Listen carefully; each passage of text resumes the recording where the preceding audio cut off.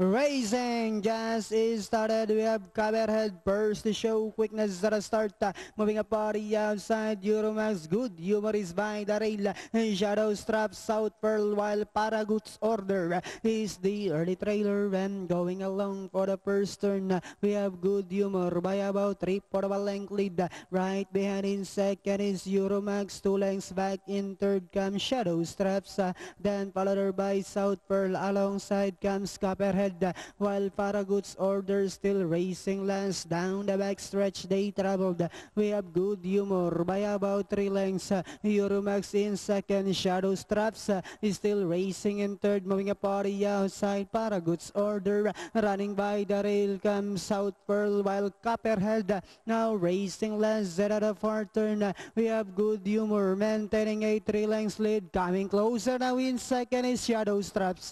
Euromax is racing in third.